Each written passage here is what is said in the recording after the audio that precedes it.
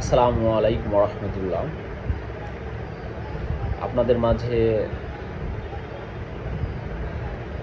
বিশ্বের সবথেকে ক্ষমতাধর রাষ্ট্রগুলোর কিছু কথা আপনাদের কাছে শেয়ার করার জন্য চলে আসলাম। বিশ্বের সবথেকে এখন পর্যন্ত 2025 সালের জরিপ অনুযায়ী বিশ্বের সবথেকে শক্তিশালী রাষ্ট্র আমেরিকা, এবং দ্বিতীয় অবস্থানে রয়েছে চীন, এবং তৃতীয় অবস্থানে রয়েছে রাশিয়া, চতুর্থ ভারত, পঞ্চম ফ্রান্স, এভাবে ক্রমাগতভাবে চলে গেছে। তো আমেরিকা আসলে সবথেকে ক্ষমতাধর রাষ্ট্র, এটা আপনারা সবাই জানেন। এর পরের স্থানে সবথেকে ক্ষমতাধর রাষ্ট্রের মধ্যে রয়েছে চীন। আসলে ক্ষমতাধর রাষ্ট্র এটা আসলে একদিকে বিবেচনা করলে হয় না, এটা সব দিক দিয়ে, অর্থনৈতিক দিক, অস্ত্রের দিক, সব দিক দিয়ে, সামরিক দিক দিয়েও সব দিক দিয়ে এটা বিবেচনা করা হয়। তো এই জন্য আমেরিকার অর্থনৈতিক দিক দিয়েও সবথেকে বেশি ক্ষমতাধর রাষ্ট্র, এবং সামরিক শক্তির দিক দিয়েও তারা অনেক ক্ষমতাবান। তাদের সামরিক বাজেটও চীনের তুলনায়, চীন রাশিয়ার তুলনায় অনেক বেশি। দ্বিতীয় অবস্থানে রয়েছে চীন। আমেরিকার এবারের সামরিক বাজেট $958 বিলিয়ন, এবং চীনের সামরিক বাজেট $286 বিলিয়ন মতো। তো এই জন্য আমেরিকা সবার ঊর্ধ্বেই এখন পর্যন্ত রয়েছে। দ্বিতীয় অবস্থানে রয়েছে চীন। চীনের পরের স্থান রয়েছে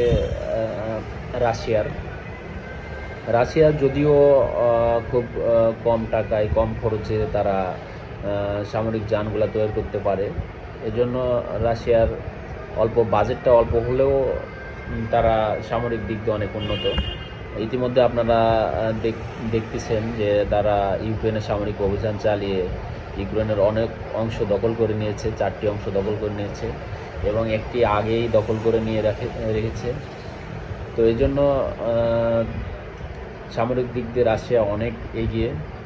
এবং তার পরের স্থানে রয়েছে ইন্ডিয়াও দেখছেন গত কিছুদিন হলো পাকিস্তানের সাথে যুদ্ধ শুরু করে দিয়েছিল। তো এখন ট্রাম্পের মধ্যস্থতায়, আমেরিকার মধ্যস্থতায় তারা এখন যুদ্ধবিরতিতে সম্মত হয়েছে, এবং তারা মোটামুটি ধারণা করা যাচ্ছে যুদ্ধবিরতির দিকে এগোচ্ছে।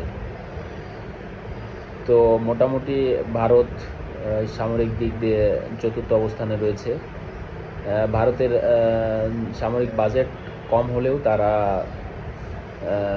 তাদের সেনাবাহিনীর দলটা অনেক বড়। বিশ্বের দ্বিতীয় অবস্থানে রয়েছে ভারতের সেনাবাহিনী। এই জন্য ভারত সামরিক দিক দিয়ে অনেক উন্নত ধরা যায়। অর্থনৈতিক দিক দিয়েও অনেক উন্নত। এখন বিশ্বের প্রথম দ্বিতীয় স্থানেই জনসংখ্যার দিক দিয়ে রয়েছে। জনশক্তিটাও তাদের অনেক। বিশ্বের দেখবেন সবথেকে বেশি রেমিটেন্স যোদ্ধা সেটা ভারতে, এবং ভারত থেকেই প্রতি মাসে বিলিয়ন বিলিয়ন ডলার ভারতে বাইরের দেশ থেকে চলে আসে। এজন্য ভারতের অর্থনৈতিক আগের তুলনায় অনেক উন্নত হয়েছে। এজন্য বলা যায় ভারত চতুর্থতম অবস্থানে রয়েছে, এবং পঞ্চম ষষ্ঠ এইভাবে ফ্রান্স, জার্মানি, আপনার জাপান, এইভাবে পক্ষান্তরে চলে গেছে। তো আপনাদের মাঝে এই ছিল এখনকার মতো সর্বশেষ সংবাদ। আগামীকাল ইনশাল্লাহ আবারও চলে আসব, এবং আমার চ্যানেলটি সবাই সাবস্ক্রাইব করে রাখবেন। ইনশাল্লাহ ভালো ভালো তথ্য দিয়ে আপনাদেরকে সহযোগিতা করব ইনশাল্লাহ। আসসালামু আলাইকুম।